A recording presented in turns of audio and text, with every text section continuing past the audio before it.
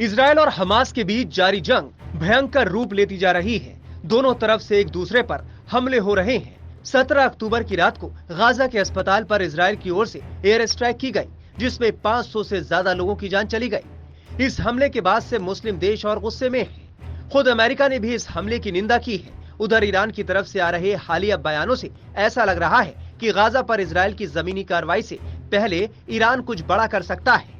Iran के विदेश मंत्री हुसैन अमीर अब्दुल्लाहियान ने कहा कि इजरायल को गाजा में जमीनी कार्रवाई की अनुमति नहीं दी जा सकती और अगर वो ऐसा करता है तो उसे नतीजे भुगतने होंगे।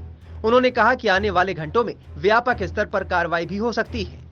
वहीं 17 अक्टूबर को ईरान के सुप्रीम लीडर आयतुल्लाह अली खामेनाई ने कहा कि अगर गाजा में इजरायल के अपराध जारी रहे तो दुनिया भर के मुसलमानों और ईरान के रेजिस्टेंस फोर्स को कोई नहीं रोक पाएगा। ईरान ने दो टूक शब्दों में इजरायल को ये साफ चेतावनी दी है, जिसे लेकर इजरायल से लेकर अमेरिका तक खलबली मच गई है। ईरान के सरकारी टीवी से बात करते हुए ईरानी विदेश मंत्री हुसैन अमीर अब्दुल्लाहियान ने कहा कि आने वाले समय में ईरान की तरफ से व्यापक स्तर पर कार्रवाई शुरू की जा सकती है। उन्होंने कहा कि रेजिस्टेंस फोर्स के नेता इजरायली सरकार को गाजा में किसी तरह की कार्रवाई की अनुमति नहीं देंगे। हमारे लिए सभी दरवाजे खुले हैं और गाजा के लोगों के खिलाफ हो रहे युद्ध अपराधों को लेकर हम उदासीन नहीं रह सकते।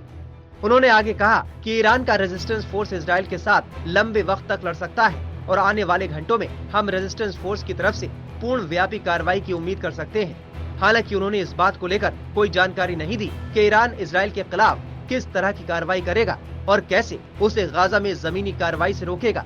बता दें कि ज्यादातर मुस्लिम देश इजरायल के खिलाफ दिखाई तो दे रहे हैं और फिलिस्तीन के समर्थन में बोल भी रहे हैं, लेकिन खुलकर कोई सामने नहीं आ रहा। ईरान खुलकर इजरायल और अमेरिका से फिलिस्तीन के मुद्दे पर आंख में आंख डालकर बात कर रहा है।